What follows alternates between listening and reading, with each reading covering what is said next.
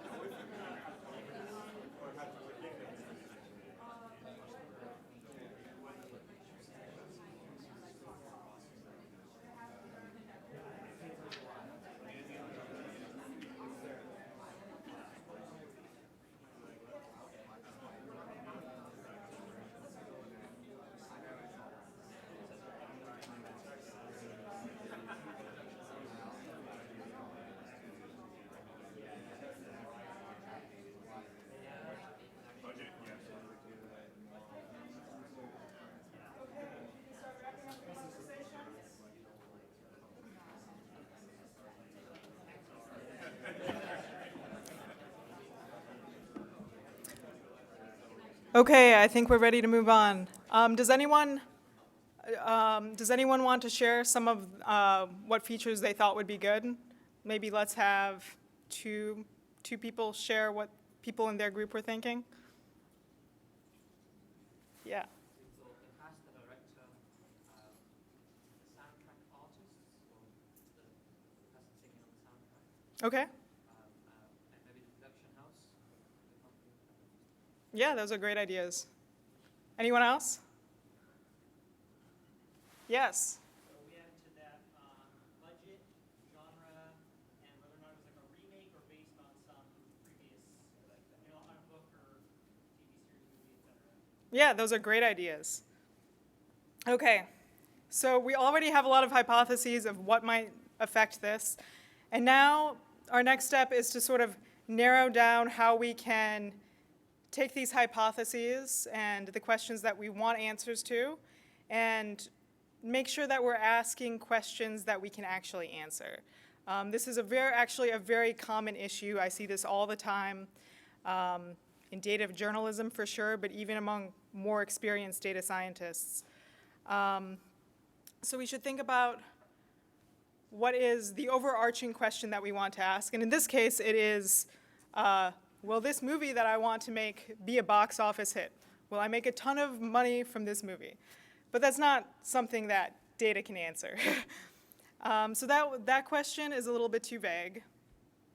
You can also come up with something that's a little bit more causal, like if I cast Leonardo DiCaprio, will my movie be a box office hit?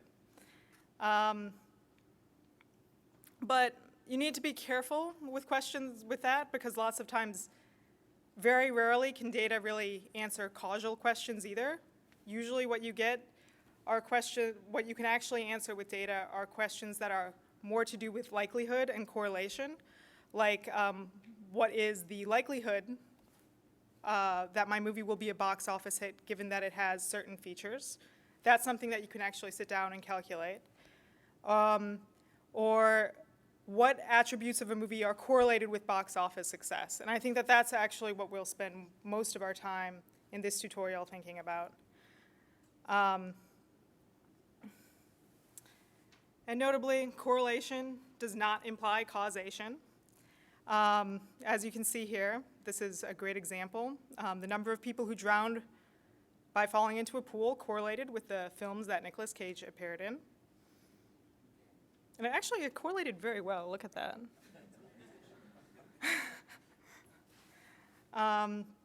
There are lots more examples of this here.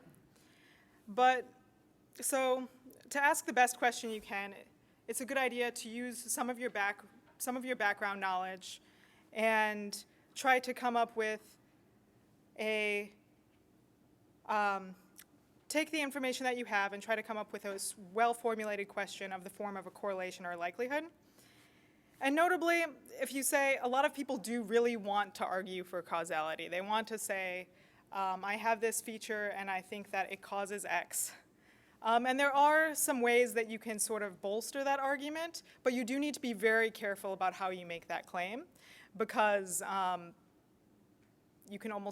you very rarely can you actually make it decisively, but you can say things like, well, you can use arguments like time, like this occurred right before that. Event A occurred right before event B, and it looks like they're correlated. So you can sort of start to set up a better argument, but in general, when you're working with data science projects, particularly in the exploratory data analysis phase, I highly recommend trying to stick with correlation and likelihoods. So now I'll give you guys 3 minutes to break out with your small group and try to come up with as many questions as you can that you'd like to answer. And these can be anything. They can be good questions, they can be bad questions. But for every question, try to give it some kind of label. Like, do you think this question is too vague? Do you think it's correlation-based? Do you think it's likelihood-based? The goal of this part of this is to try to make sure that you can recognize a good question when you see it in a headline or when you think of it yourself. So give you guys 3 minutes starting now.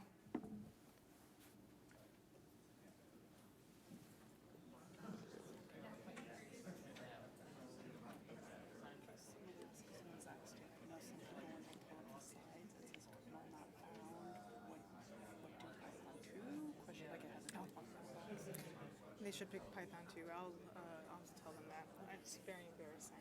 I couldn't get Python 3 to run. Thank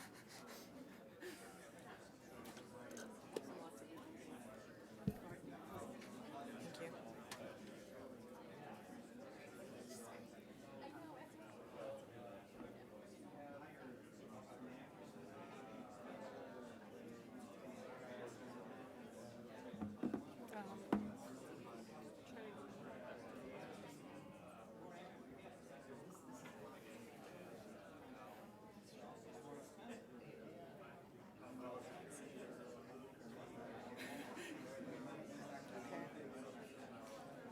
But I try, in general, I try to get groups people into if possible. Especially there's some new people in, so you might want to remind people.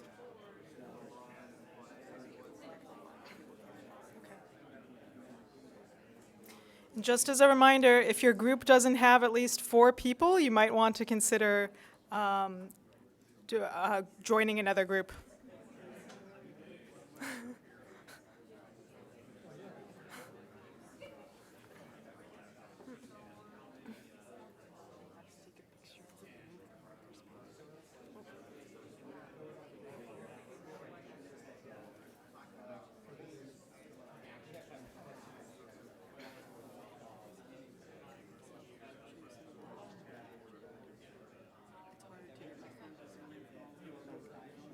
Yes.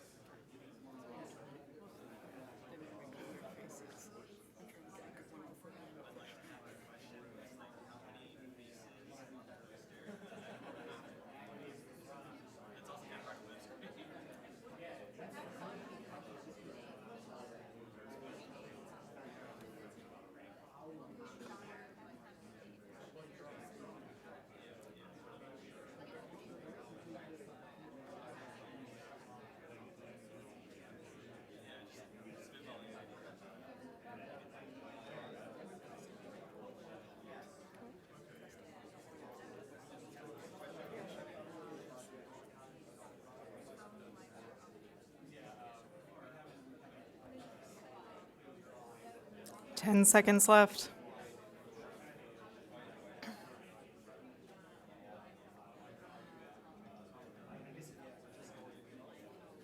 Okay, try to start wrapping it up.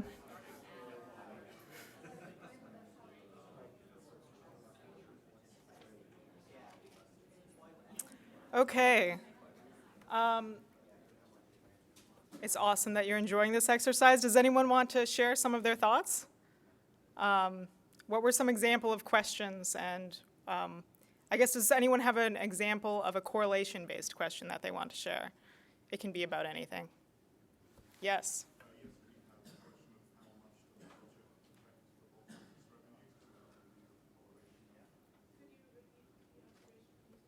Yeah, actually, could you repeat it? I didn't hear it either.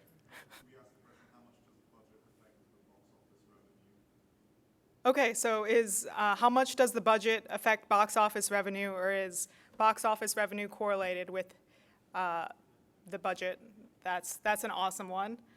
Does anyone else have one that they want to share? It can be of any category. Yeah. Yeah, that's another great one. Which category would that fall into? Whether there's a seasonal component. Okay, so another way you could phrase that is, and this can be a good test, is, is a seasonal, is the season correlated with how much money the movie ends up making? So that's awesome. Sort of generalized to not seasonal, but just time of year. Does time of year affect? Yeah, that's another awesome one. I like that a lot. Yeah. So for any given person, whether it's a musician, director, or anything, how many top 10 movies have they been involved in? For any given person, how many top 10 movies have they been involved in? That's another great one. I really like that one. I think we tried to do that when we started doing this, but the calculation took too long, too many loops. All right, awesome. So I feel like you guys seem to really be getting You seem to really be getting how to ask a good question, and you'll have a lot more ways to practice later on in the tutorial. So to start off with, we'll talk about, now that we know how to ask the question that we want, how can we go and get the data that we need to answer that question? This actually turns out to be, I'd say like 90% of being a good data scientist is both asking good questions and figuring out where to get the data and how to manage it. So there are some repositories that have good data sets that are listed here, like Kaggle and 538. You can always get APIs, which are like a set of functions that allow you to access to certain parts of the data. And the other is to build a web scraper, which is one of the things that we'll be doing here. And if you're building a web scraper, there are some certain characteristics that you'd really like to see in the data. One of which is, ideally, you'd like the data to be relatively structured. So some examples of relatively structured data are, if you see a table anywhere, Wikipedia tends to be really good because it has a structured format. Like if you look at any movie in Wikipedia, they all have a text box on the right side that has information like the title, who starred in it, when it was released. So you can sort of be guaranteed that if you access this certain piece of the HTML, you'll be able to get some information. So do you want to share what are some ideas you have? Actually, we'll break out for another minute for this. So if you were going to answer these questions, what were some places that you would go? I gave you one, Wikipedia, but are there any other places that you think would be a good place to access this structured data?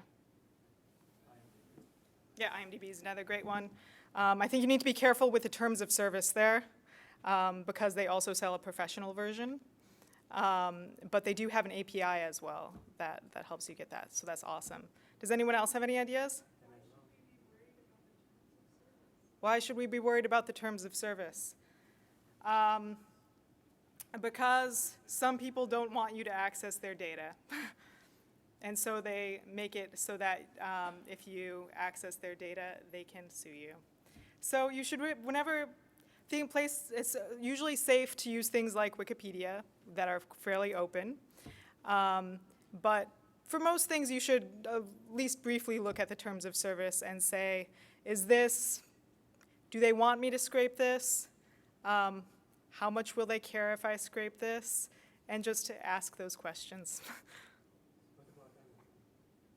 What about Amazon?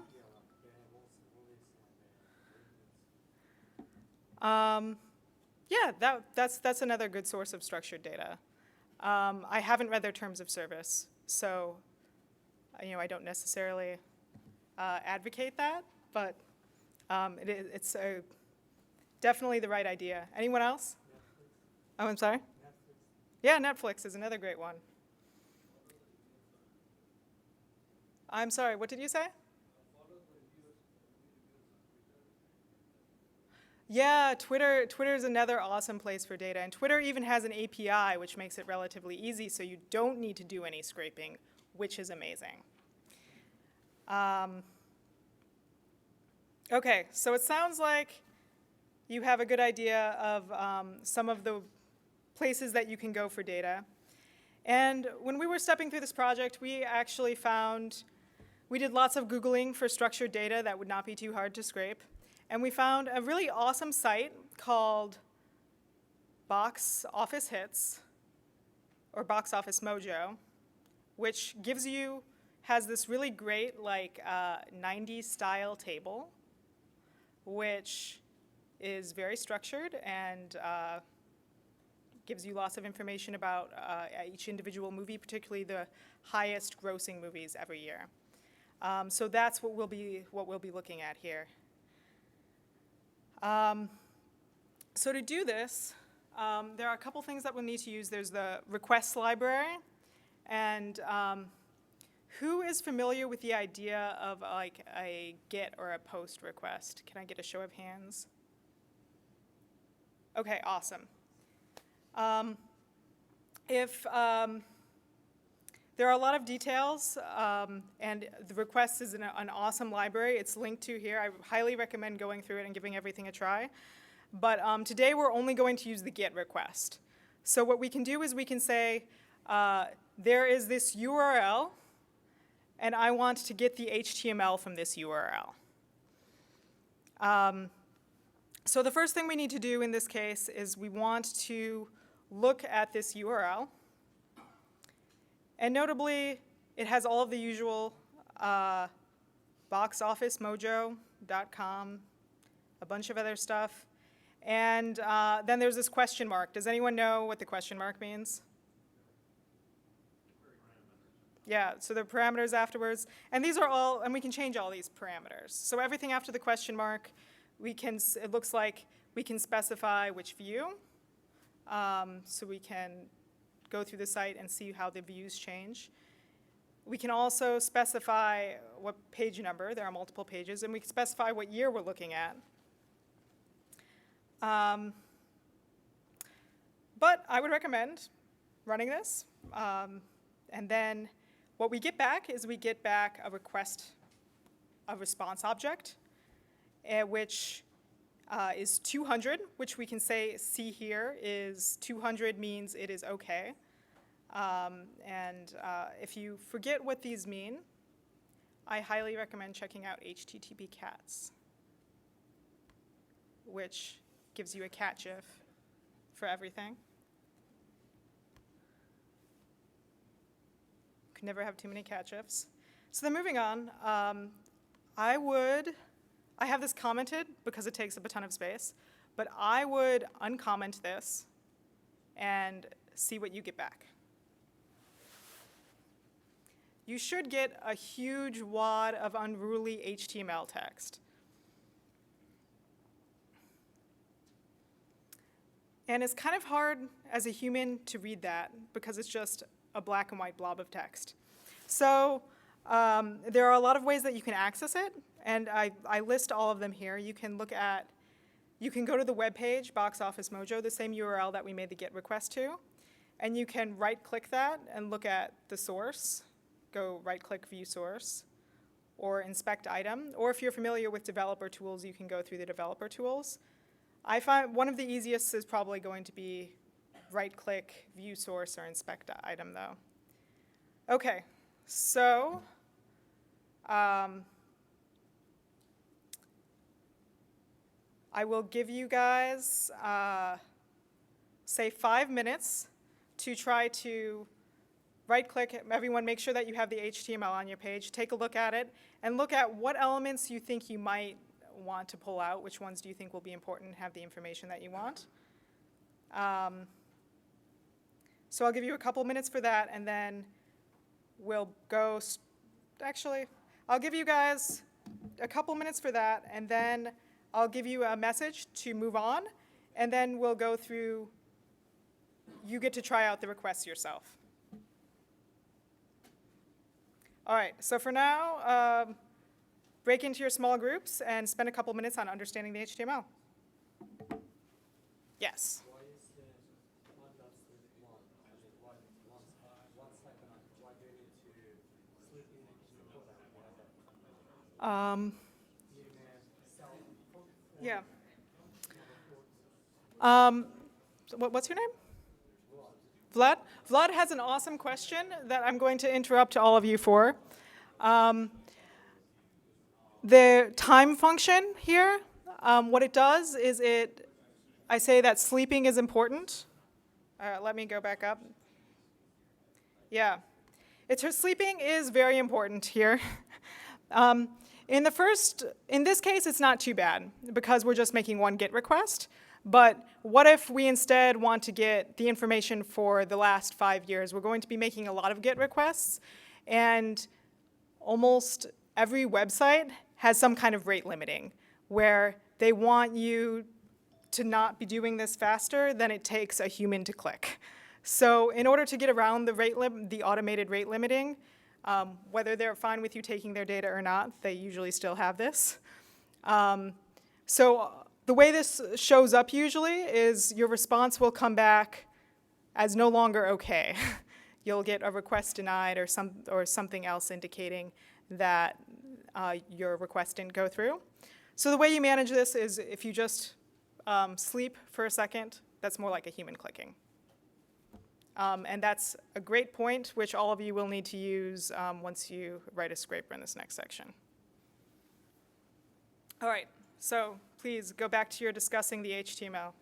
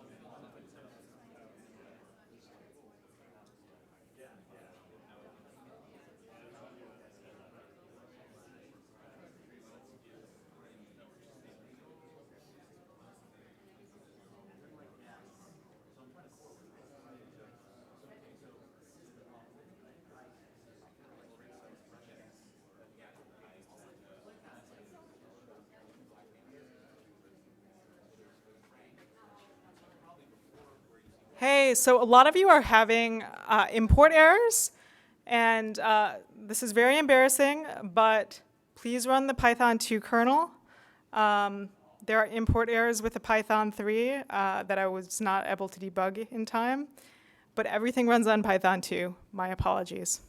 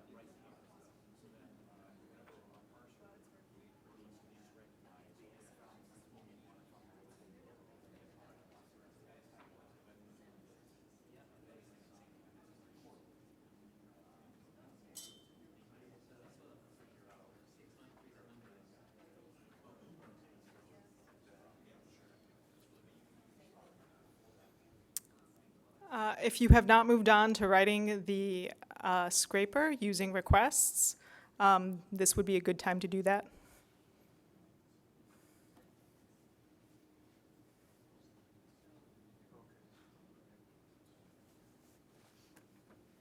And this is the first time that you all are actually writing code in this tutorial, but you should still feel free to talk to one another about it and pair program.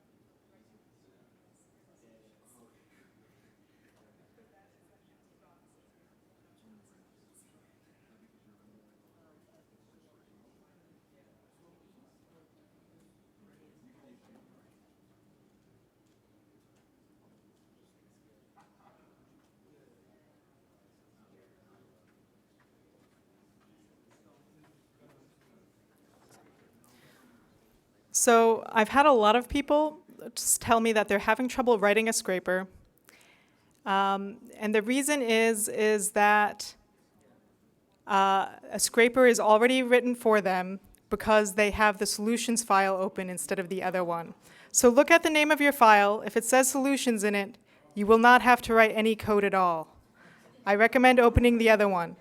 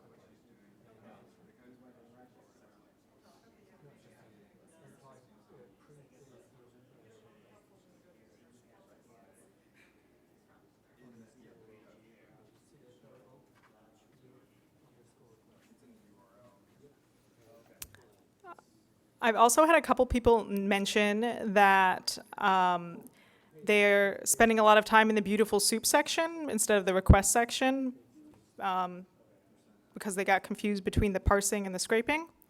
For now, we're doing the scraping. And we'll do the beautiful soup section in a minute.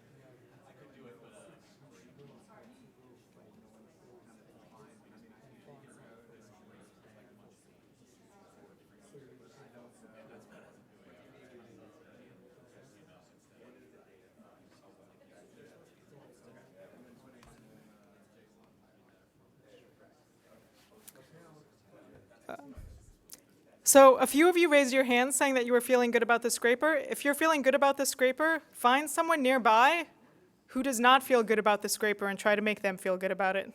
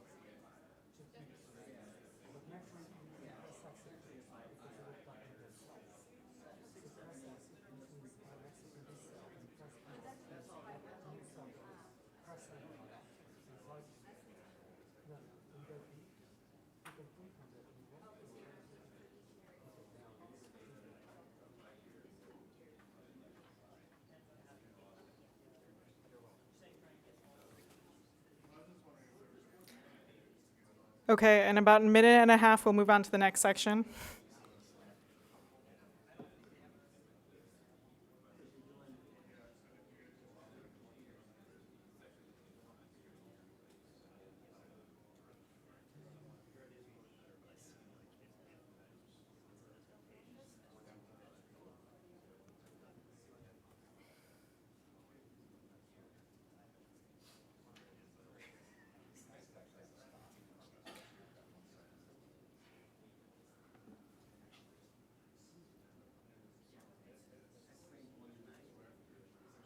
All right, so I think,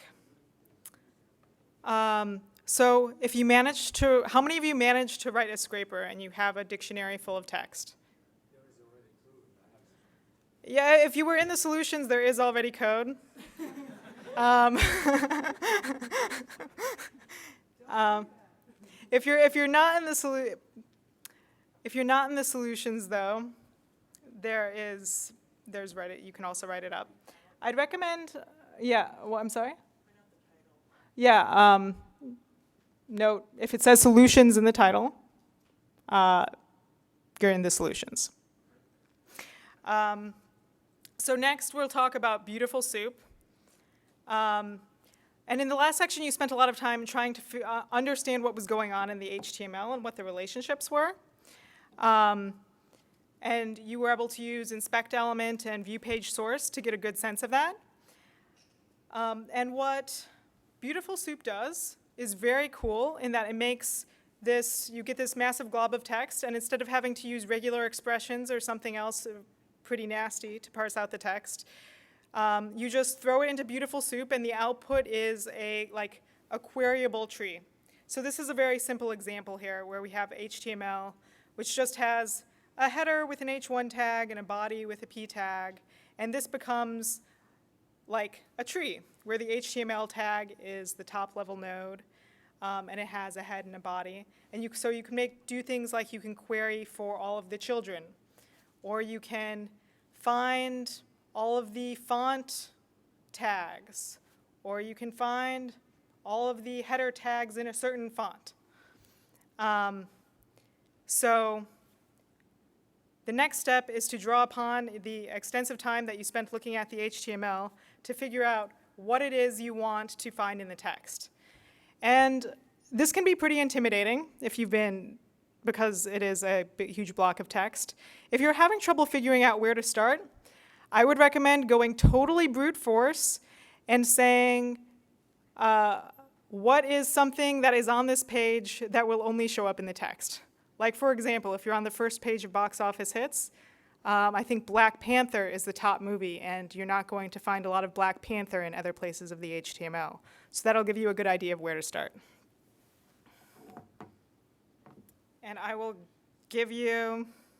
we'll check back in 3 minutes.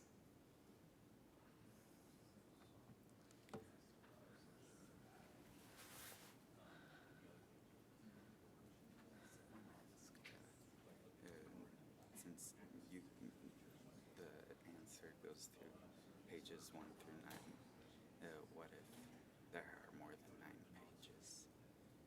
So When I did it, there were only 9 pages, but I mean, I figured that out by brute force. Yeah, what I told them is that you just figure that out a good number of pages when examining how you'll structure the data from looking at the page. So that's an appropriate answer. Yeah. I don't need a correction. Yeah, do it. That's what I told them. Okay.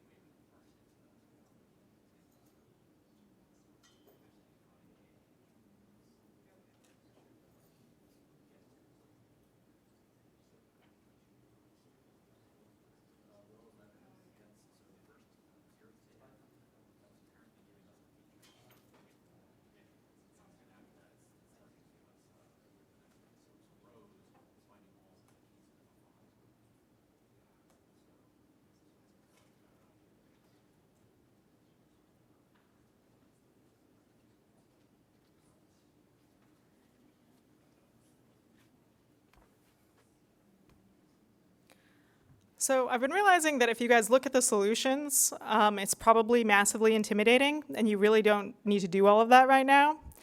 If you, the way I would recommend starting is finding a movie title, like maybe Black Panther or something else that you know is in an obvious place, and then look at just one page for 1 year and try to get out a movie title.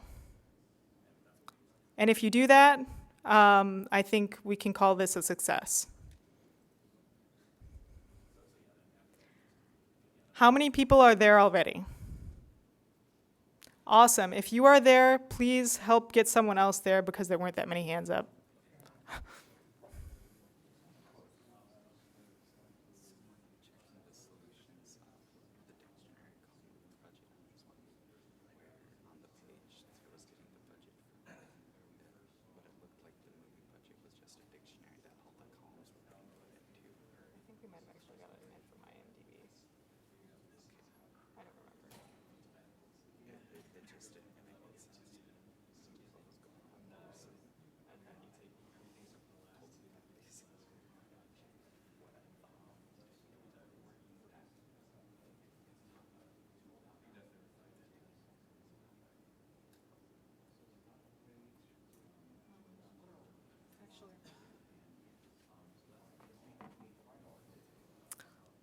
Also, if you guys are having trouble getting the movie title, please note that there is a link right above this where I say optional. If you feel like you need a hint, check out this example.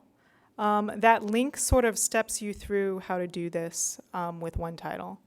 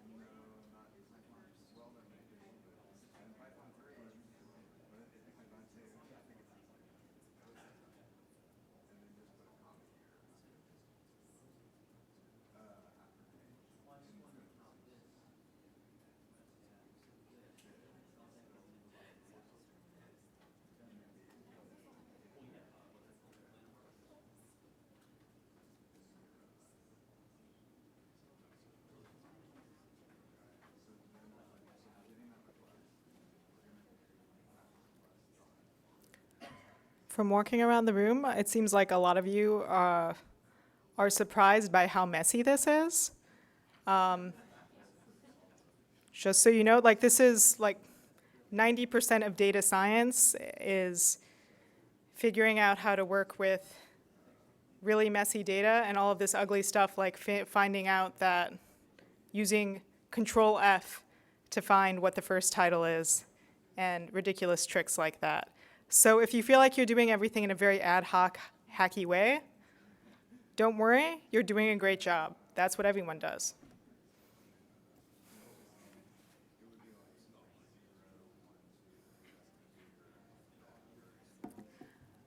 All right, so I'm going to give you guys 1 more minute, and then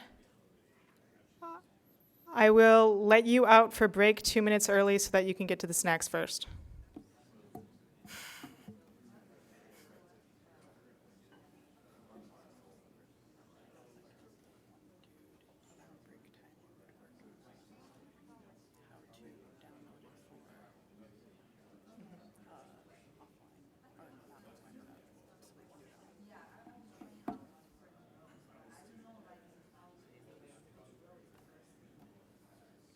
All right. I'll do that when I get back.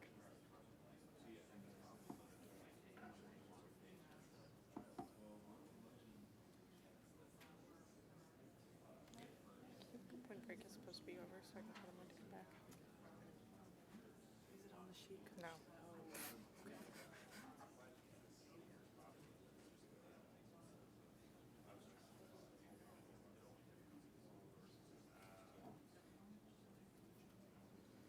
Okay, it is 2 minutes until break. You should all feel free to go disperse and eat snacks and then come back.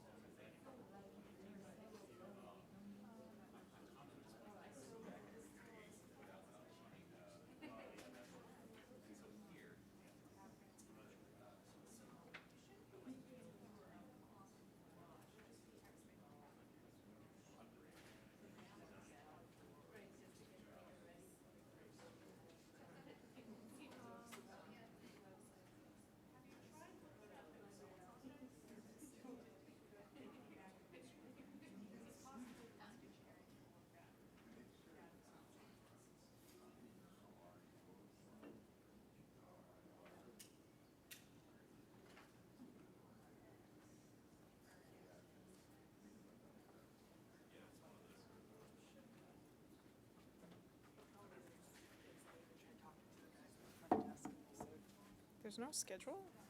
Not for breaks, for like Okay. meals, like Okay. lunch. But the break, he's like, not sure. Okay. Okay, it is break time. Go. Be back at 10:30.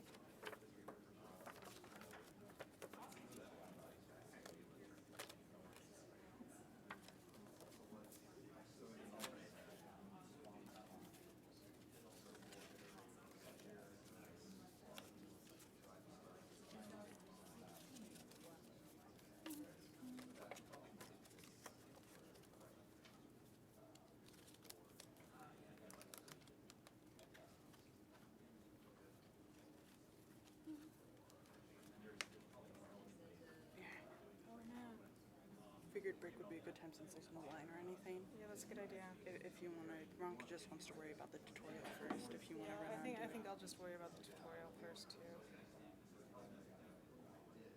I was like, if they guard the break line, Session's like, great idea. Oh my god, I'm terrified about the second section. I thought that this was going to be the more simple one. I think this is too. There, you could try and draw out this part one and then just accept that you don't get all the way to the end or something. I mean, yeah, we're definitely not getting all the way to the end. It's possible I'll actually tell them to open up the solutions for the second part. And work on it on their own. Like, this seems like it'd be extra detrimental that you teach them how to download it locally.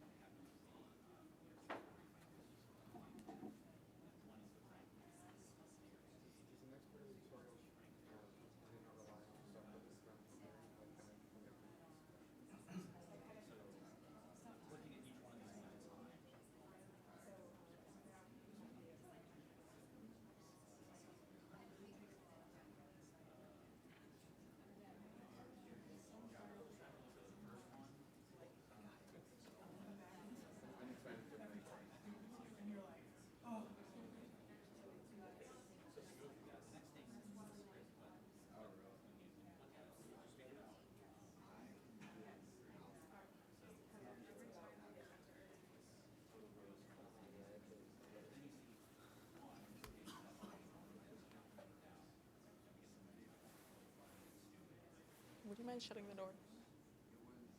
Sebastian, would you mind shutting the door? Obviously, assuming people could still get in.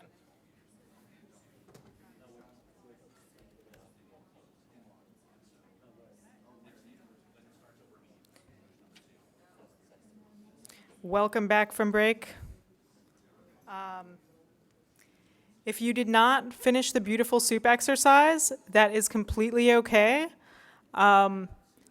Then in the next section, we have a complete data frame with all of the data in it. So whatever you did get, that's awesome. And if you want to go through the exercise of building a complete data frame, you can do that later. Okay, so next we are doing the exploratory data analysis preview. So to start off with, we have this data frame. And how many people have worked with pandas before? Amazing. Okay, so if you've worked with pandas before, I assume you've seen data frames before. So in this case, the column is the feature. And this is the index relating to a movie. So we have budget, information about the cast, et cetera, et cetera. And if we want to know what all of these columns are, we can look at the keys or the indices. And we can see that the variables we have to look at are things like the budget, the cast, the gross, the MPA rating, which is like if the movie is rated G, PG, PG-13. Rating is the IMDb rating of the movie. So you can imagine that like maybe movies that have a higher IMDb rating will also make more money. That's one reasonable thing to think about. So we have some of these listed here. So, and a lot of you came up with some of these ideas previously. You know, maybe if you have a big movie budget, you'll have higher gross revenue. Maybe when your opening weekend is important, like with the seasonality. Maybe there's a certain number of theaters, like a critical mass of theaters, where that is the number that will maximize your revenue. Because you know, if you have too few theaters, there will be people who want to see your movie who can't. If you have it in too many theaters, you'll have empty theaters because not that many people want to see your movie. And it's possible that, and then there's also information about these power studios like Warner Brothers. Maybe it's the brand name that really makes your movie make a lot of money. So to start off with, we just run a linear regression over all of these, comparing how some of these factors affect gross revenue. And to do this, we're using the command Seaborn regplot. So we select, the way we do this is we give it a data frame, which in this case is just df, and then we select which of these keys we want to compare it against. So in this case, we're looking at the opening gross on the x-axis and the total gross on the y-axis. So what would you say this plot tells us?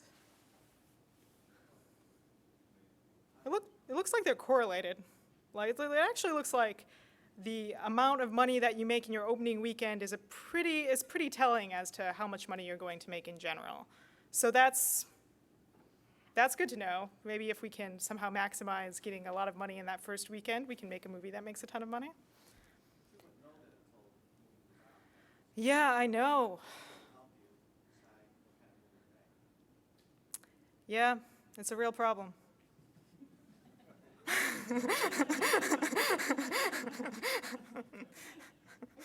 Okay, so next I'll have you guys break out into your small groups, and you can use this same pattern to answer all of the next questions. So the next one is opening weekend revenue.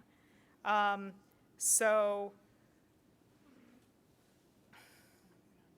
wait. Yeah, wait, that we just did that one. Never mind. Gross revenue versus allocated budget is the next one. It looks like I had two of them there. So that's going to be the budget variable that you want to look at. And then we talked about the IMDb rating. So if you can try to make those plots, maybe in the next 2 minutes, to 3 minutes, if you've made the plots, make sure that your neighbors have made the plots, and then take 5 minutes to discuss what you think those plots are telling us.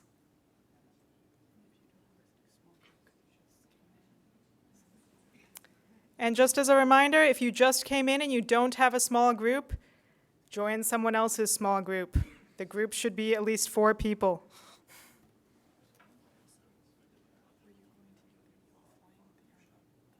I'll do that at the end of PyCon. Okay.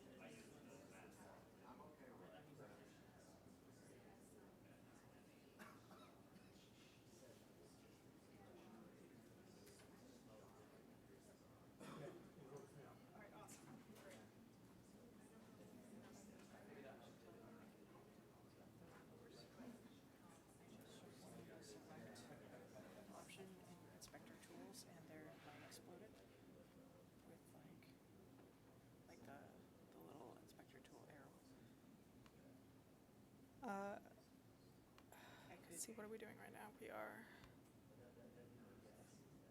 It's not really relevant to the current Yeah, it's exercise. not. Maybe we can do it between. Like between or like at the end. We're about to end this one, so then move into part 2. So if you want, you can show them. I'll pop it out. Okay. How are you guys doing on the plots? If you have not made your own plots yet, you can open the solutions file and take a look at the plots and discuss the plots with your neighbors. I'll give you 1 more minute for that, and then we'll move on.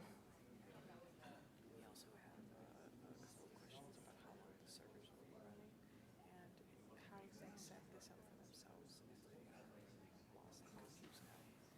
And at the end of the exercise would probably be a good time to reach out.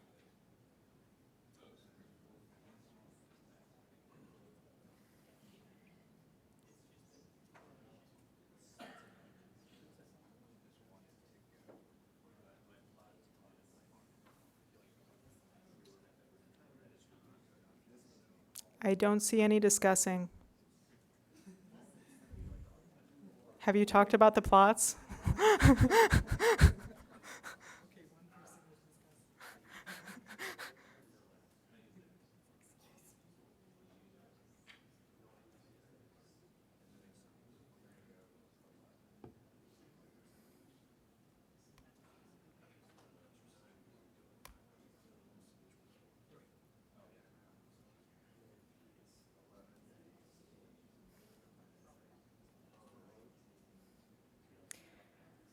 Okay, so what did you guys think of those plots? Does anyone have anything to say about, I think this one is the number of opening theaters. What do you think about this plot? Did anyone have any thoughts? What's zero? Yeah, I think that is something like, it could be no information. I haven't looked at it specifically. It could also be films that never went to the theater and just went straight to videos. And so it would be interesting to see, look at maybe what this value is, which movie did this well, despite the fact that it never went to theaters. But in any case, it does, I thought this was really interesting because it does look like there's actually sort of like a sweet spot of theaters, like a good number of theaters to release in where it seems that your movie will do better somewhere around here, somewhere around that 3,500, where it's basically constant until there, and then it seems like the movies do better. So that's an interesting correlation. What did you think about budget and how budget affects things? Someone please answer. It matters, yeah. It does matter.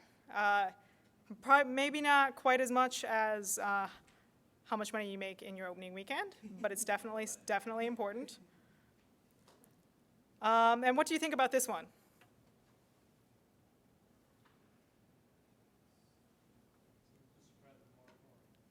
Yeah, I thought that this was hilarious because you would expect that good movies would make more money, but it looks like there's actually no real relationship there.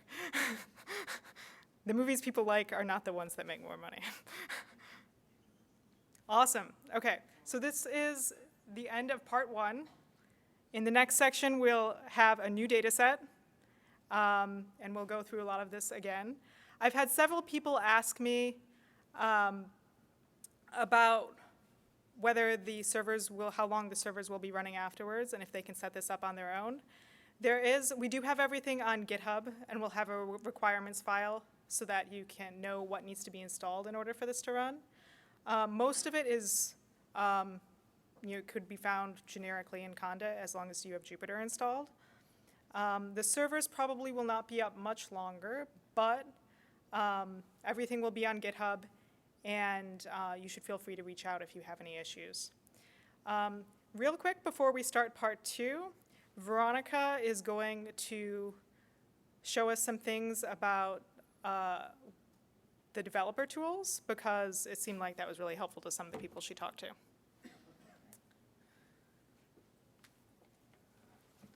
Hi, everyone. So one thing that I heard a lot was, there was some frustration, like, okay, if I set my text to 2, I get the titles, but I also get like the login, the text around the login, and how do I like increase my specificity?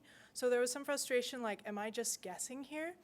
And I wanted to show you one cool thing. So if you come down here to inspect,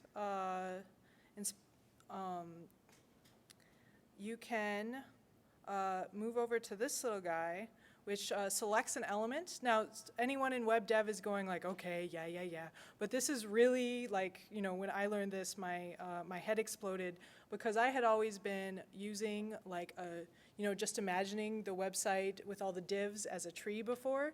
And so if you're doing that right now, like the tree we showed earlier in our examples, this might be really exciting. So if you come over here, this is the select, this will select any element.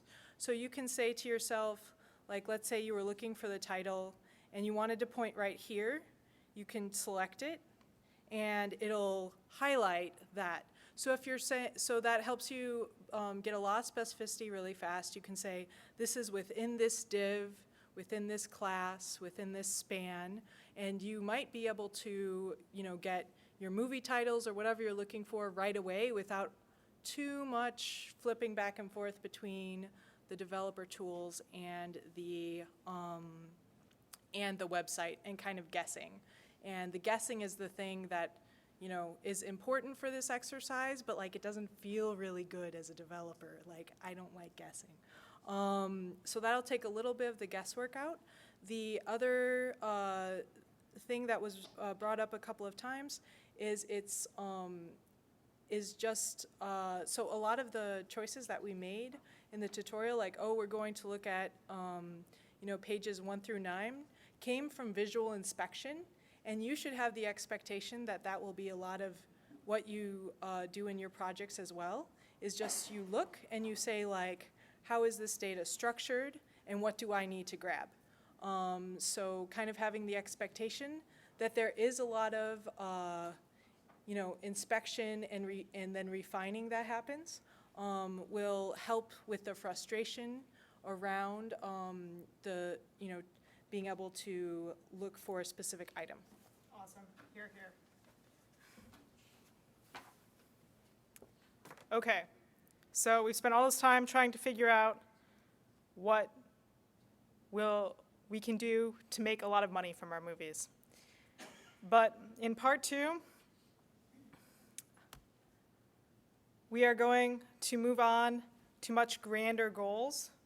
Instead of worrying about money, we're going to be thinking about how we can reach fame and eternal glory by getting an Oscar.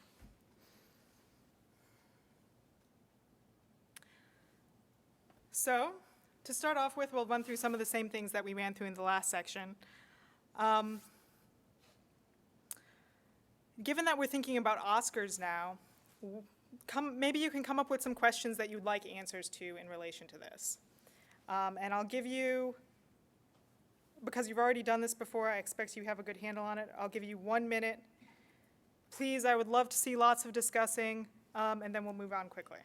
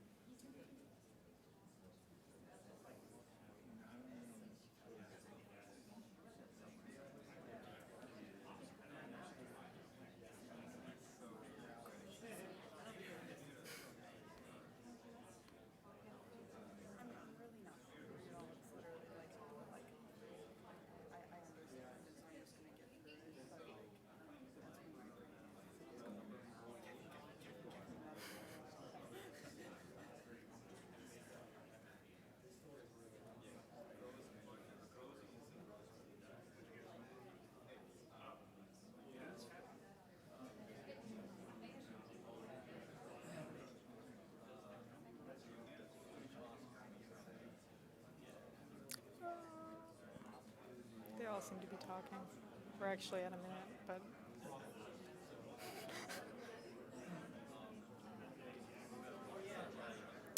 Okay, if you can wrap it up in a couple seconds.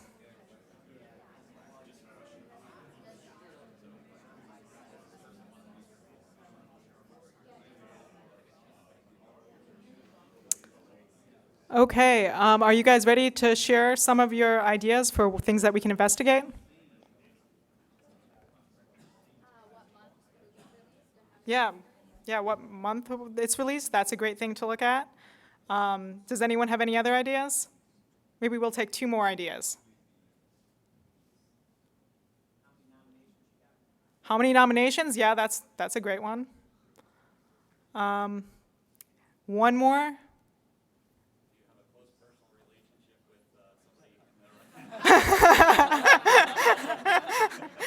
Might be hard to get data on that on the web, but yeah, that's a good point.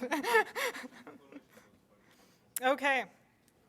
So those questions were assuming that we have whatever data we want about the movies, but as it turns out, we have a little bit of a disaster here. We don't have all the data that we want. In fact, when I started working on this project, my original goal was to look at all of the movies on IMDb Pi, but it turns out that because the IMDb Pi API rate limits, that was going to take us 2 weeks on Harvard supercomputers. Because it was trying to make it very slow for us. So we said, okay, this is a final class project. We need to get it done in less than 2 weeks. So instead what we did is we went looking and we found an XLS file which had all of the information for which movies had been nominated for Academy Awards from 1981 to 2005. So that is the data that we have here. Which movies were nominated, and with that we have which movies won, and a whole bunch of other factors. So with that, we had to revise our questions to some extent.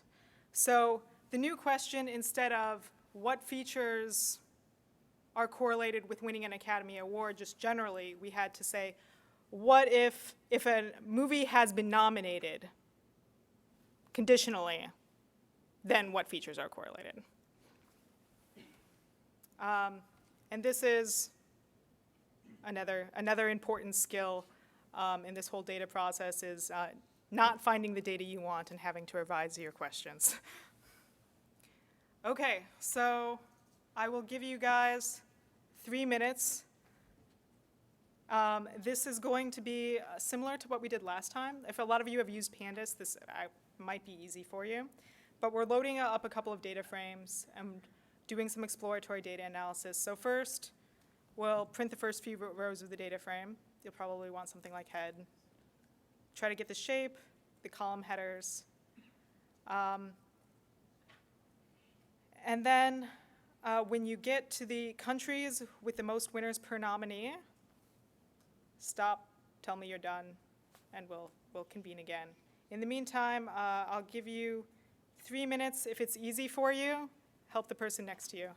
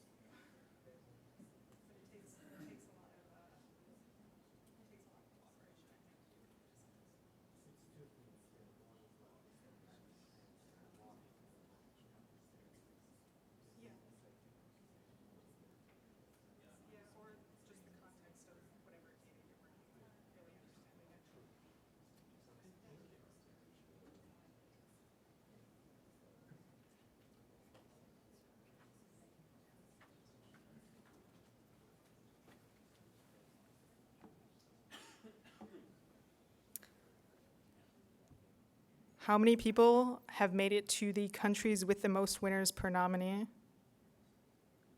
Awesome. Okay. So next in this exploratory analysis process,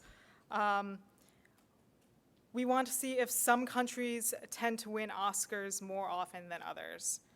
And so to do this, we look at this data frame of the Academy Award winners, and we look at only the winners. That is what this is doing.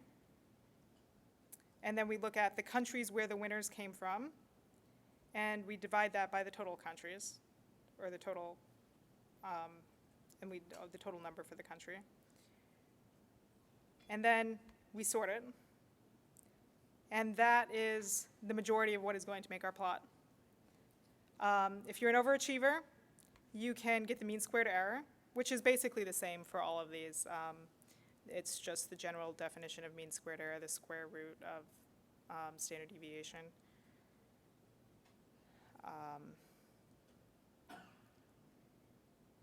And then we provide everything to make the plots. And so then we end up with this. So it seems like Italy wins a lot of Oscars. Spain seems to know what they're doing as well. The USA does pretty well. So then you use this similar pattern in order to find the most powerful plot elements and genres. So I would,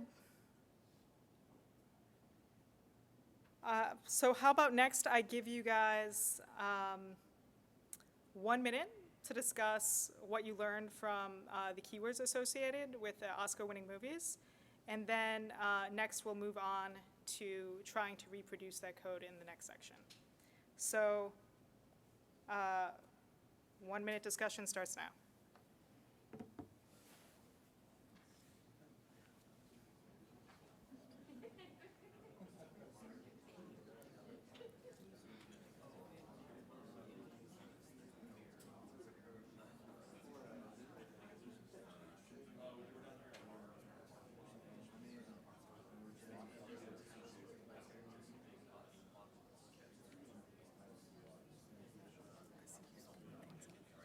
What? I said I see you speeding things up. Anything I can do? I think I might have to encourage them to look at solutions in the next section. Yeah, as long as they're like talking about it and they feel a sense of ownership, I think they'll still walk away feeling like they learned things. And I would, at the end, make sure to like encourage them to review and stuff. Okay. Just so they feel. Yeah. A lot of it is bad setting manner.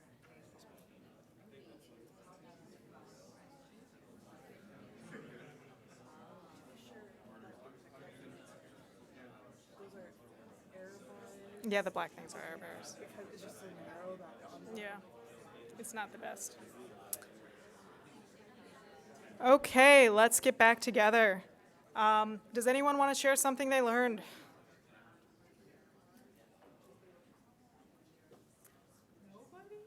I'll take two. Yes. Just a random observation, but just looking at the title spoken by character is kind of interesting because I think lots of movies that mentions the name of the movie. I'm sorry, I'm having trouble hearing you. Can you say it one more time? Sorry, just one thing I noticed from the keywords associated, title spoken by character, I think that's just somebody saying the name of the movie in the movie. Yeah.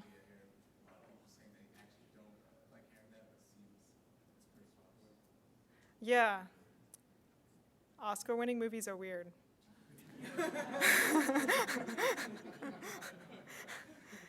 Does anyone have any other observations? They say that sex sells, but Yeah, apparently friendship, murder, and flashbacks sell much better than sex.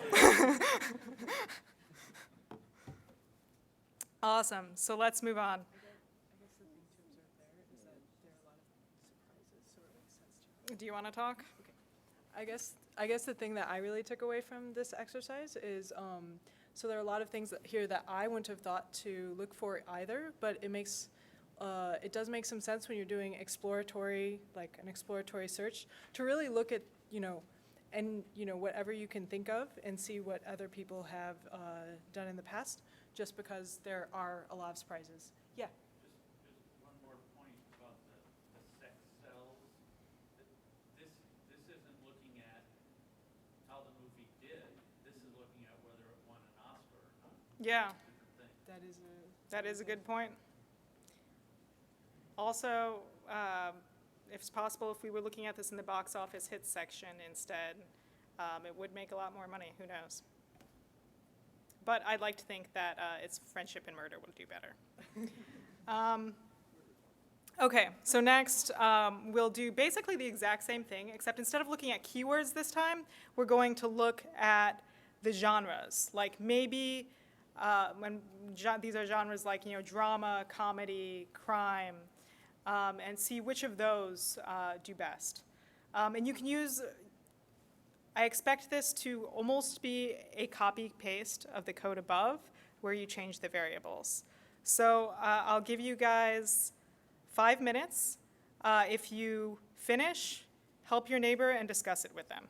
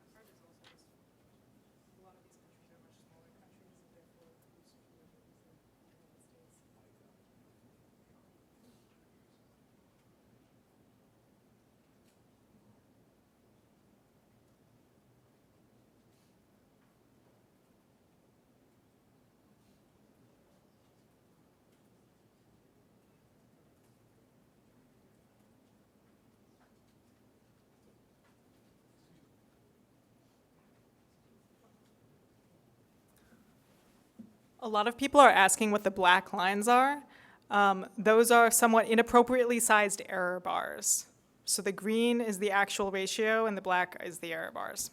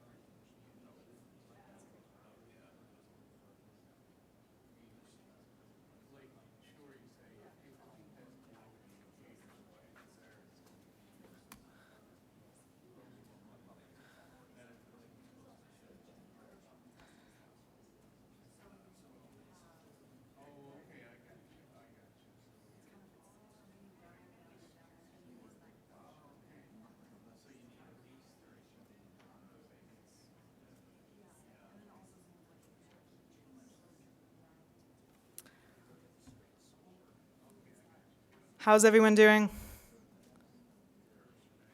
If you feel like you're making progress, raise your hand. If you feel like you're done, raise your hand.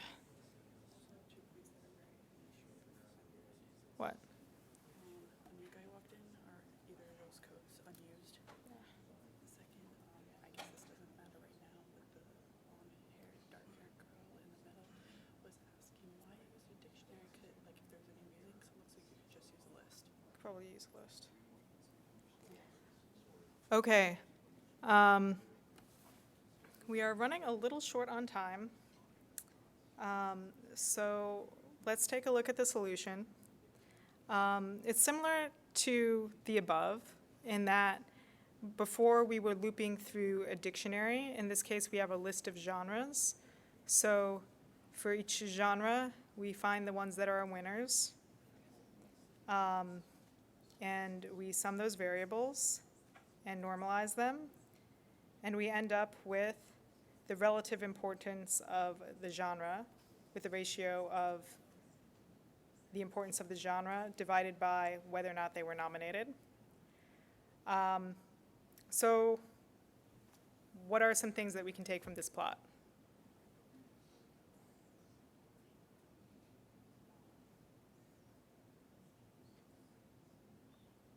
Someone? Anyone?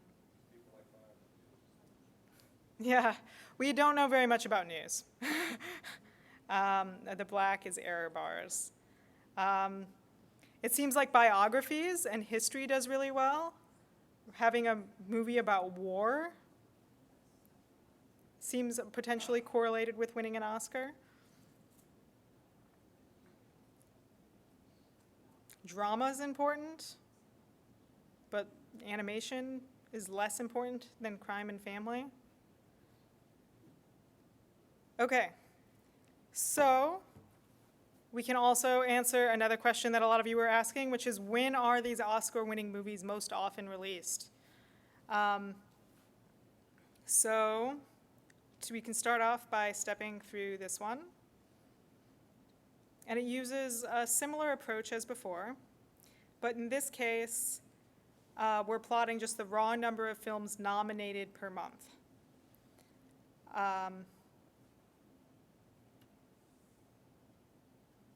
Does anyone notice anything interesting about this plot?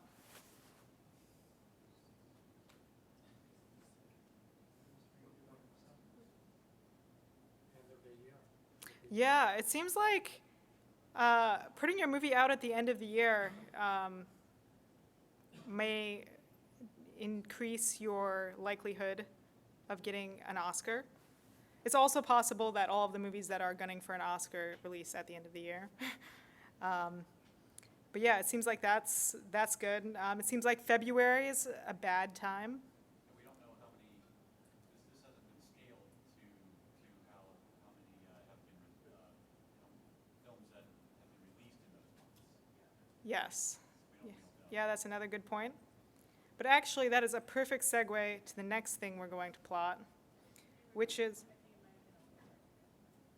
okay, that is a perfect, that what you said was a perfect segue, which was that none of this is scaled, but by how many releases per month, which is true. We don't have that information right now. However, another thing that we can look at is we know how many films were nominated per month.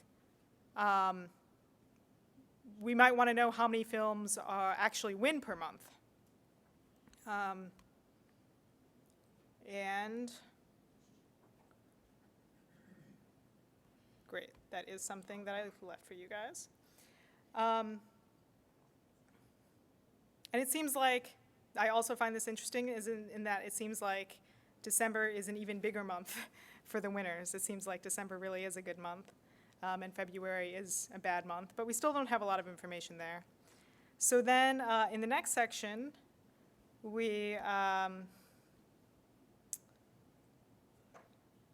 divide those two by one another. So we divide the number of winners by the number of nominations to get a scaled plot. And I will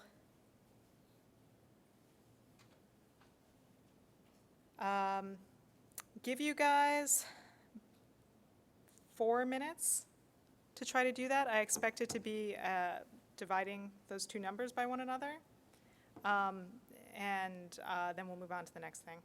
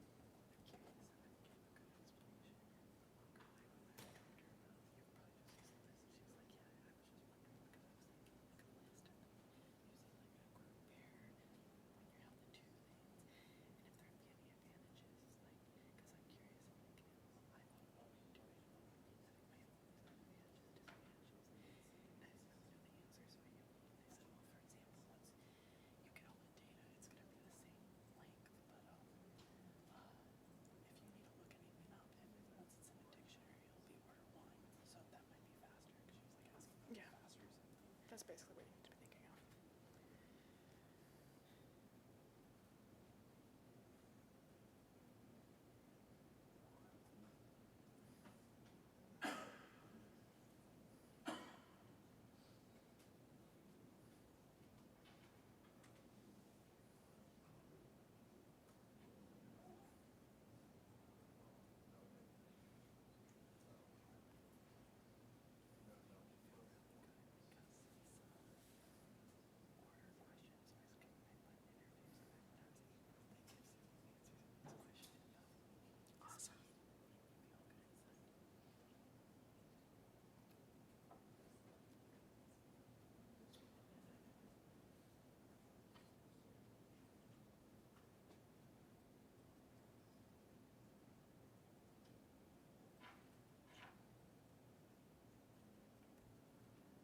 How's everyone doing?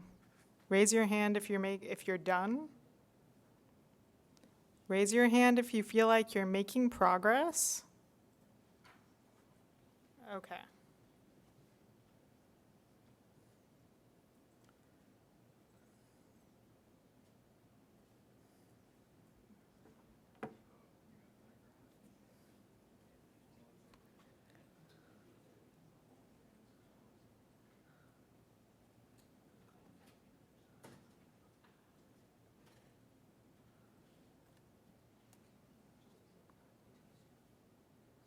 Okay, I guess let's break.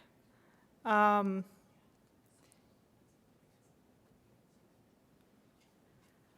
solution is pretty similar to the previous ones. You loop through the months, and then for each month, you find the matching month, and you can compare that with whether or not it is a winner. And then you divide it by everything that happened in that month. And this is the plot. So it looks like we have some pretty tight error bars on it. Does anyone else have anything that they notice about it? So remember, this is the ratio of winners to nominees per month. Seems like the last half of the year is a better time in general. Yeah, it does. And I guess December is not as big of a deal as we thought it was. Seems like if we're gonna do the last half, maybe October is kind of one. October seems to be a little less preferable, but generally the last half. Yeah, that's a great point.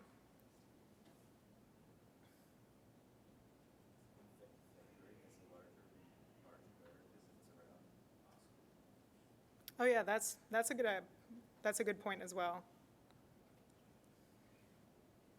It seems like in general, like the end of the year is a good time. Spring's probably a slightly suboptimal time. You probably don't want a Valentine's Day release. All right, awesome. So how are you feeling about this section? Do you feel like we have adequately explored the data for now?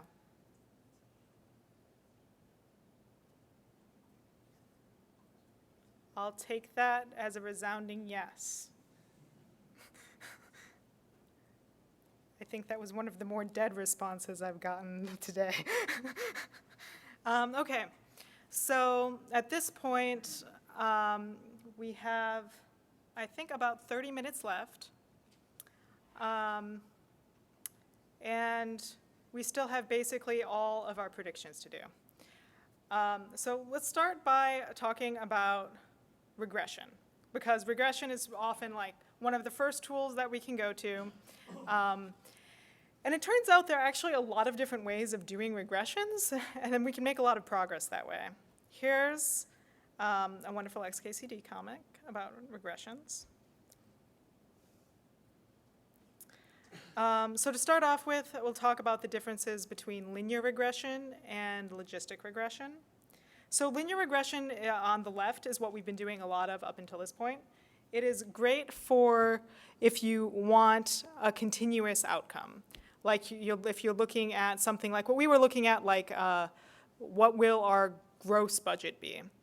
Whereas what logistic regression does is it is more of a, it provides a decision boundary, and it gives you a binary outcome. Either, like in this case, it's going to be either 0 or 1. And if you fall somewhere between, there will be some decision boundary drawn. Like you might say at 0.5, it becomes a 1. At less than that, it becomes a 0.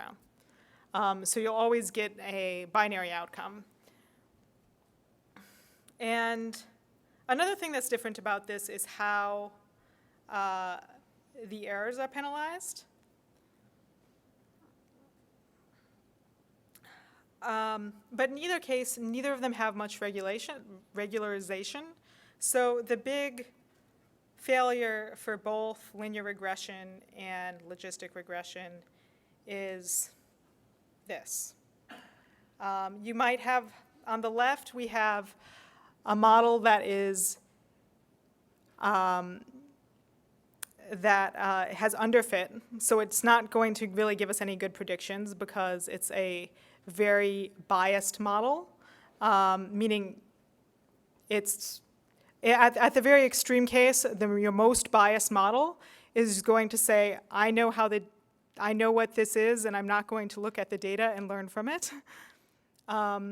Whereas overfitting is an example of a model with very high variance, where it's also, we're sort of learning too much from the data. And it's fitting the data so well that if you give it similar data, it will not, it will have a poor accuracy because it has overfit the data that you trained it on so well. So given that what we're trying to do here is we're trying to predict winners, do you think we would prefer linear regression or logistic regression? Yeah, so we want logistic regression. But we still need to deal with this problem of underfitting and overfitting. And to do this, lots of times we use these regularization methods. Two common ones are the lasso regularization and ridge, which is often used with ridge, linear regression with ridge regularization is often called ridge regression. But this adds a penalty so that it learns a little bit less from the data, so that you end up with a model that looks more like this when you train it. And it does this in slightly different ways. With the lasso function, it uses the squared error. So as you get farther away from the model, it penalizes that more because you're increasing, you're putting a higher penalty on things that are farther away. So outliers will be penalized more. Whereas ridge regression looks at the absolute value of the error. So it doesn't have the same magnifying effect of penalization. This is just, from here it looks like just a small link, but this is actually a really nice blog post that explains some of the differences between these, which I recommend checking out when you get a chance. So next, what we want to do is we want to fit our models using logistic regression. So to do this, we run some pre-processing, and then we need to decide what will be our training data and what will be our test data. So I guess you all have the answer in front of you, but what are some ways you would think of that given the data that we have here? How might you choose the test and the training? There are actually a lot of different ways of doing it. One is what we have here. Can you say it a little louder? Based on year? Yeah, you can do it. You can do it based on year. So you might. You could also try. Maybe in this case, what we did is we just picked a cutoff year and said we think recent movies will be more relevant, so we'll test on those and we'll learn from as many movies previously. But you could also interleave it and say, I want to test on some movies previously. But it's true, but what is in fashion might change, so that was why we chose to do it in this way. This just creates a mask, so you can say for variables that are categorical or continuous, because we use that in our classify function, which we will look at later. Can we Randomly select movies for this? Yeah, you could do that too. That's another reasonable way of doing it. It helps if you have some sort of methodical way of doing it, but random is a perfectly good way of doing it. Okay, so we have these helper functions which will help us do our classification. You don't need to think a lot about them except understanding that they're there, and that's why we're getting these prints. Oh no. That's weird. In any case, so what we will do here is we would pick two logistic regression models, and we're going to see which one works better. And we're going to try these with these two different kinds of penalties, the ridge regression and the lasso. So this is the ridge regression, and this is the lasso. And what can we say about which one seems to be doing better? Notably, the accuracy is printed below. Also, the confusion matrix. Who's familiar with what a confusion matrix is? Awesome, because we're going to talk about it soon. So I guess for now, let's just look at the accuracy. What do you think of the accuracy? Which one's doing better?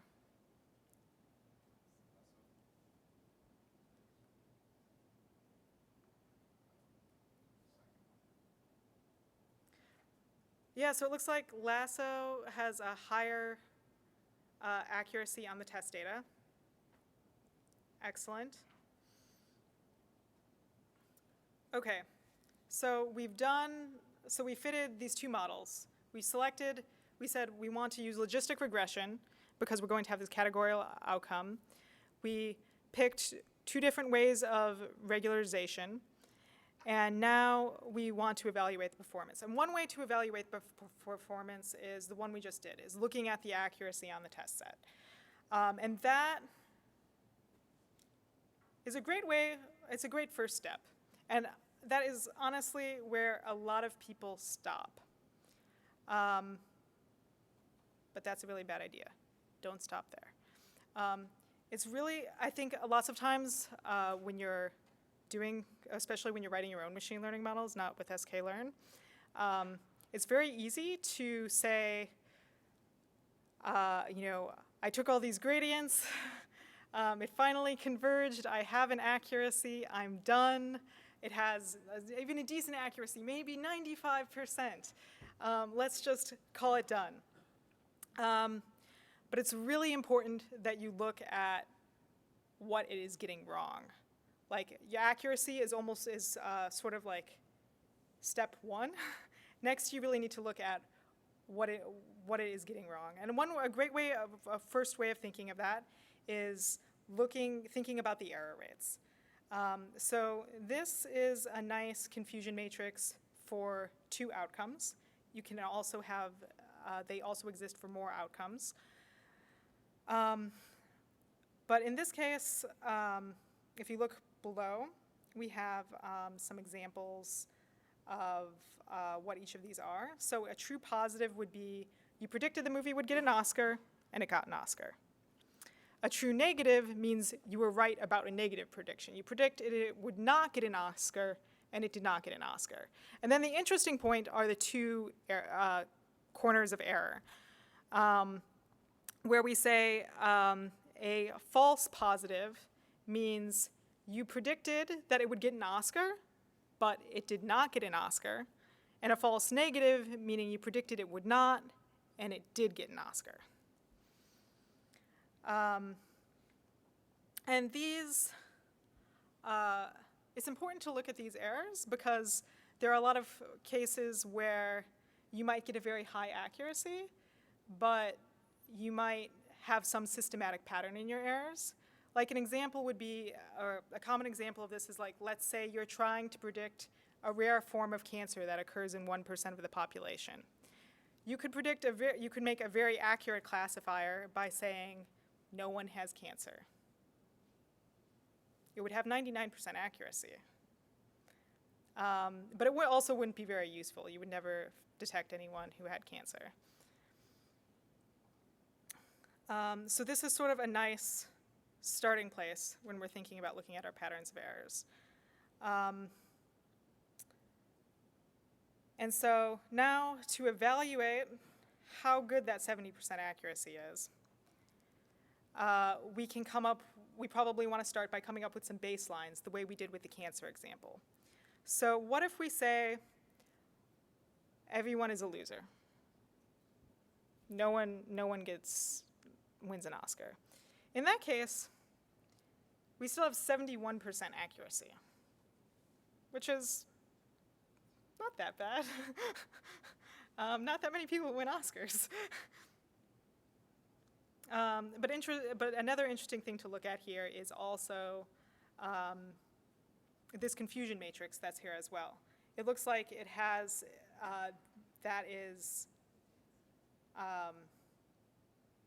it has a lot of false negatives, but no false positives, which makes sense because we're predicting that everything's negative. So you can also see if your classifiers are biased with this. And similarly, if our baseline is they're all winners, we have just, the confusion matrix is just flipped, and the accuracy is 28%.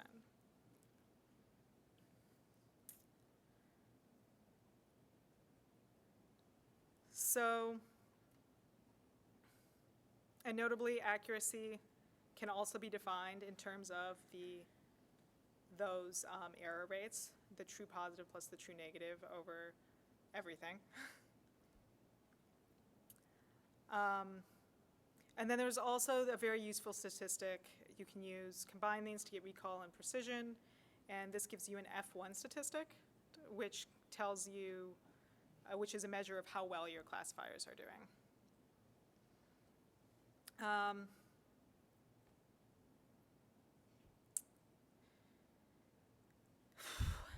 And this is a tirade about how important it is to explore your errors, this whole section.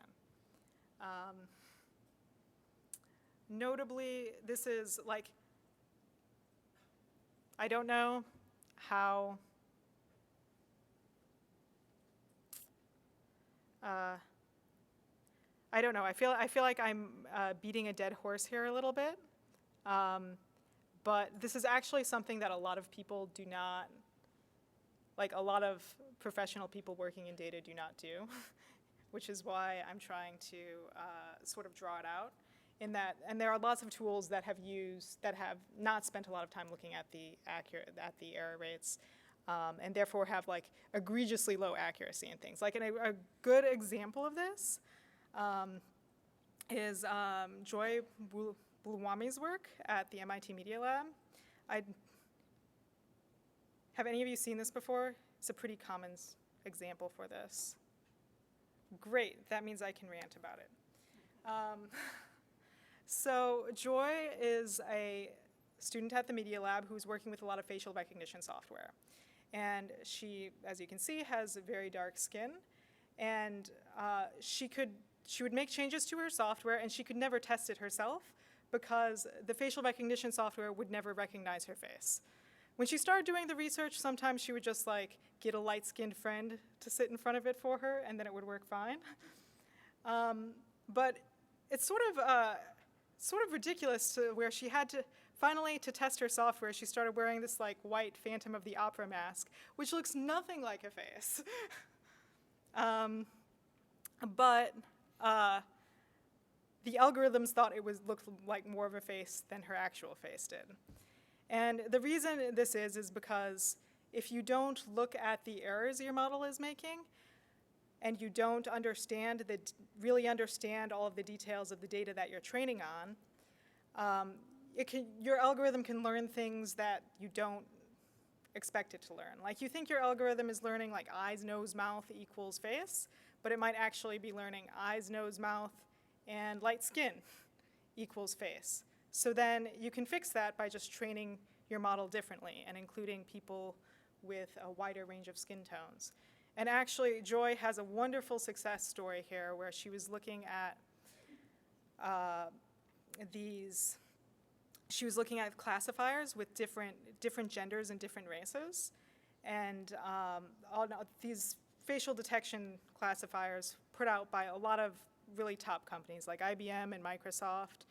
And they all have a 90-something% accuracy for light-skinned males, a little worse for light-skinned females. And it was just like egregiously bad for dark-skinned women, like down suddenly like by 60%. And when she ran all of these benchmarks, she actually sent a preprint to all of the companies. And some of them didn't respond, but some of them actually went out and got more data and improved their benchmarks.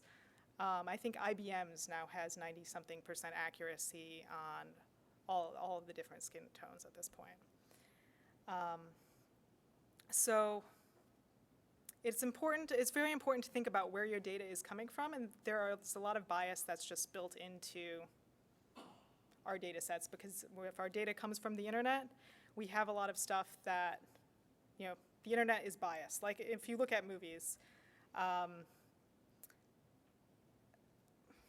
some statistics here, like only 24% of movie leads are women, which I found shocking. Like 70-ish% are all men.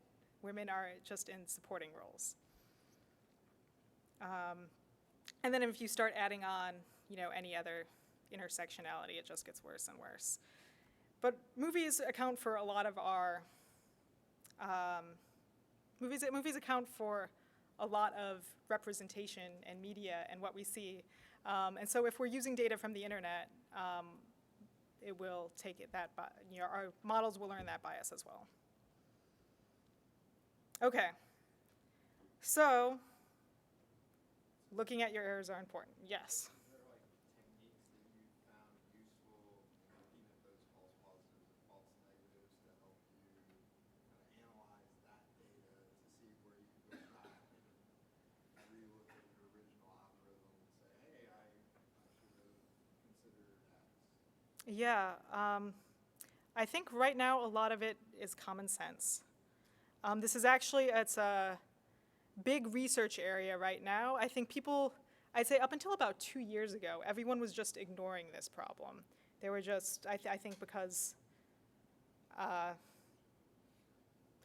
lot of the people with the most money in their research labs didn't see it as a major priority. But I think that recently with things like GDPR coming up, where people need to explain their algorithms more and they need to account for these biases, I think a lot of the large machine learning research labs found that this is actually a huge liability issue. So I would say just, there's a plot, which I should find it and include in this, which shows the number of papers published in fairness and bias over the last several years, and it's like basically a flat line, and then like 2016 goes like this, 2017 goes like this. It's really something people are only thinking about in the last couple years. So I think the solution will probably be coming out, in the next couple years. In the meantime, I think the most important thing we can do, though, is just have everyone who's working with data be thinking about it and being aware that they should look at their errors, and they should, if it looks like there's any sort of pattern in those errors, try to think about ways to fix it, even if it is just piecemeal, like, zip code is highly correlated with race, and I don't want to be only approving credit cards for people of a certain race, so perhaps I should drop zip codes. Just as an example.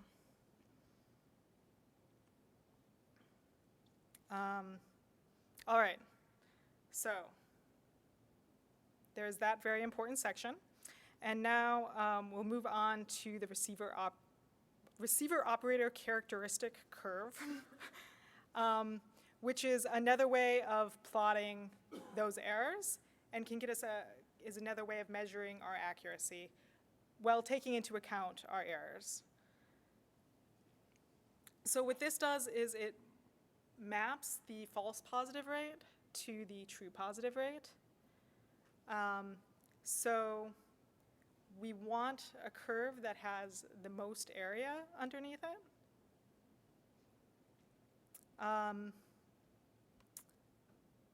So when we plot these out, it looks like lasso very slightly wins over ridge regression. Yay, lasso won. And that's the end.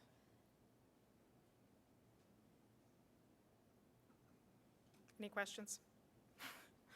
Yes. So, you mentioned that you found the data that said that there's a low number of leading women in movies. Did you happen to then go and look back at the data and say, does that correlate to money being made, and are we making that happen because the data shows that having more women in leading roles doesn't produce as much money? I didn't, but it's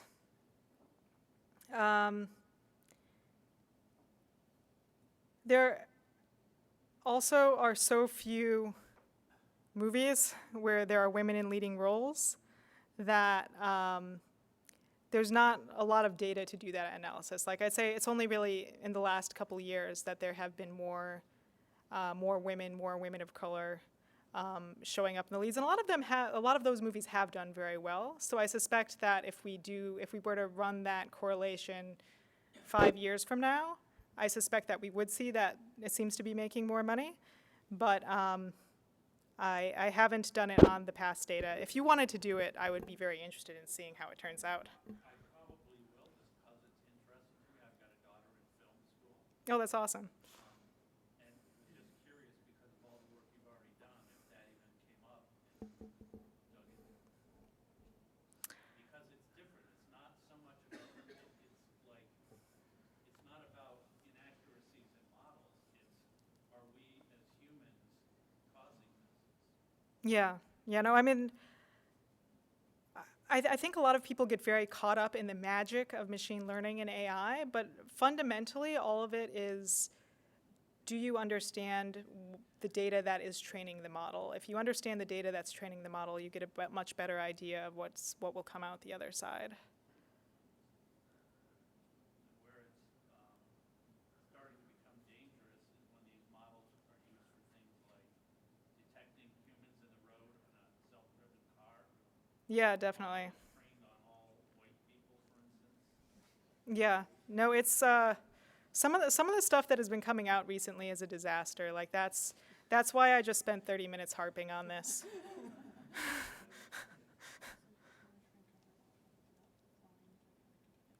Sure. Doing the feedback form and tell them as a perk you get our Twitter handles. Okay. I'll take questions, and then I have reminders of things that I need to say to you.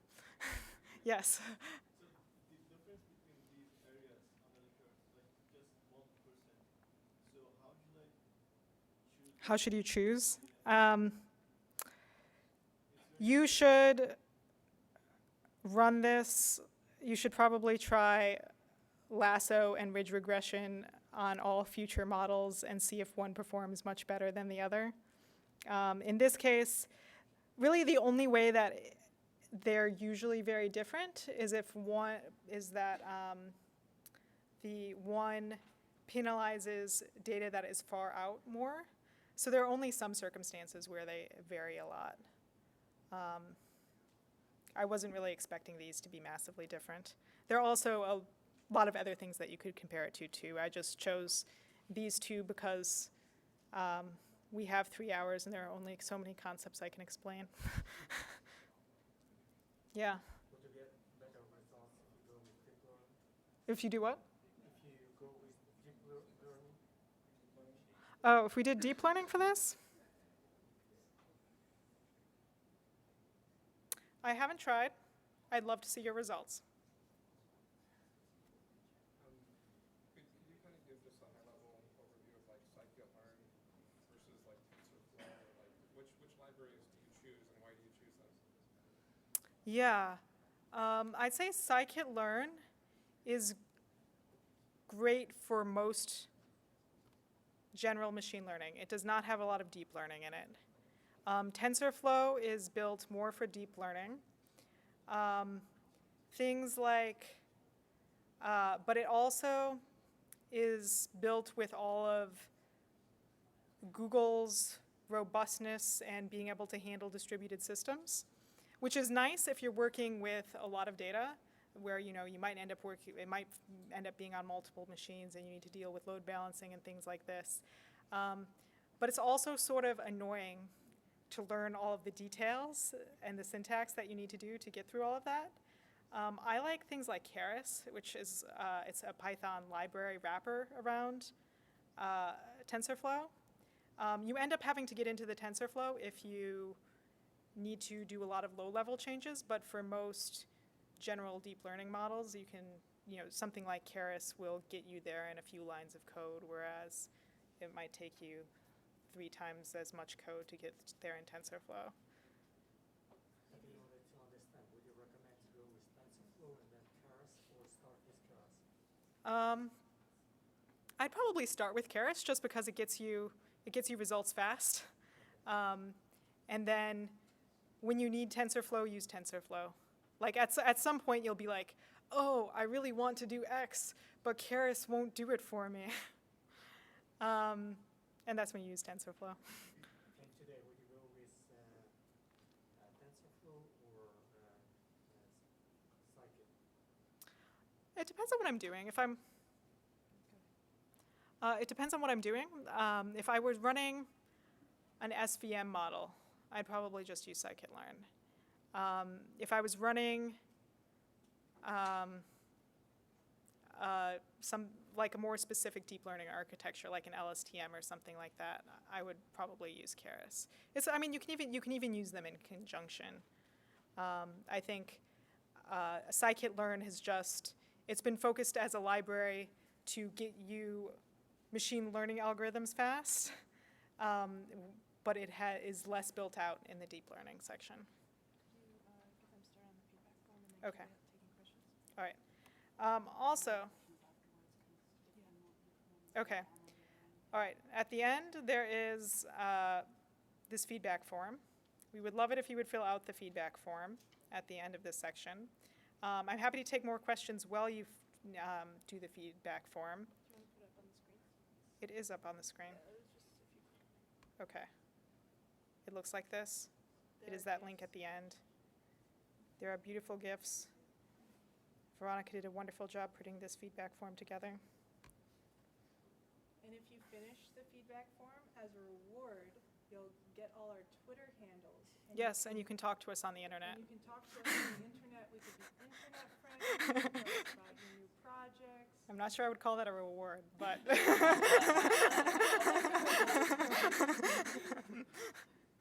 Okay.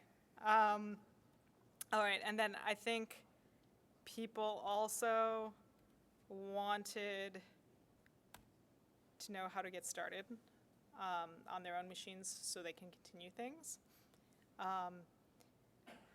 A good place to start would probably be either cloning or forking the Oscars tutorial here. I guess probably forking if you want to make changes and stuff. At which point, this should be exactly what you have on Jupyter Hub. And the things that you need installed will be, you can basically go through the import list and I'll add a requirements file, but you need IPython, Jupyter, Seaborn, Matplotlib. That actually covers a lot of the bases, but that's a good place to start. And I'll post this on our tutorial page as well so that it's easier to find. Okay, I think that those are the administrative things. I'm happy to take more questions either now or afterwards. Yeah. So, in one of the pickle files that you read into data frame, you had converted a lot of categorical values as columns. Yes. And you had over 1,000 columns. Could you talk about that technique and why that was useful? Yeah. So the question was, in the data frame, a lot of categorical variables were changed into zeros and ones, and why was that useful? It was useful because it enabled us to do a lot of the things that we did, like, you know, we can take that section, and if we want to look at so we can do things like just sum over all the variables and get information about like which genres it had. It's also useful to do things like that, but just because then you can, it's a little bit easier to plot things because everything is a similar distance away from each other. Whereas if you just look at like crime, drama, etc., it's not clear how those relate to one another. But if you're looking at like a certain movie that has crime and drama and another movie which has crime and romance, you know, and you were to plot those, you can see that they're more similar. So is that a general technique you would advocate, such as for? Yeah, I mean, it's always context specific, but depending on what you're doing, it's definitely a technique to keep in your toolbox and say, would this be helpful to me now? Another question I had is I couldn't understand the error bars and bar charts and how you computed that. Yeah, so we used standard error as basically just by definition.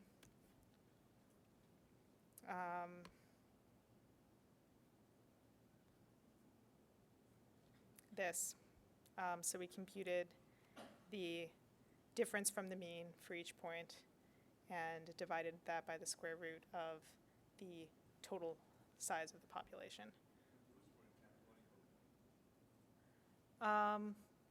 So we did that within, so you're talking about like within the genres and the keywords? I'm trying to recall. These were blockbuster movies, keywords associated with Oscar-winning movies. Okay, yeah. In that case, We still had, so what we were looking at is we were looking at the number of times a movie had that keyword and got the award. So they might have that keyword in, it might have had that keyword 5 times, it might have had that keyword 10 times. So those were the numbers that we were averaging over. And then the population size is how many total movies had that keyword. Did that make sense? So the crime keyword appears multiple times in the same book. Yeah. So it's not like a tag that appears more than keyword appears like the description. If I recall correctly. Honestly, it's been a while since I've done that analysis, though. Maybe I'll get back to you on that. I'll actually look at it. Beyond that, why do you plot the errors when you plot the horizontal bar charts? What does it tell you? I mean, it tells you how seriously you should take that number. Like, I thought someone asked me a question that I thought was a really good example of this, which was on the horizontal bar charts where we were looking at which countries had the most Oscars. The US was third, and it had very small error bars, and Italy and Spain had a much higher proportion of Oscars, but it had larger error bars because they produce fewer movies are nominated. So there might be the actual number of movies, that proportion of movies that win might actually be lower, or it might actually be higher. Whereas like in the US, they produce lots of movies, so lots of movies are nominated and lots of movies win, and there's a pretty clear proportion of what, basically what proportion of the movies nominated will win. Whereas it's much less clear for some place like Italy that is smaller, produces fewer movies. So if only 5 movies are nominated, it's less clear whether 1 will win or 3 will win because there's not a lot of difference between those numbers. Whereas if 100 movies are nominated, you might have a much better sense of like, if 30% are going to be nominated, it'll be somewhere around 30. So it just gives you certainty. That's why you would do it.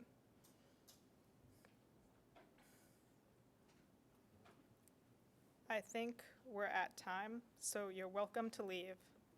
I'll also be here if you have any more questions.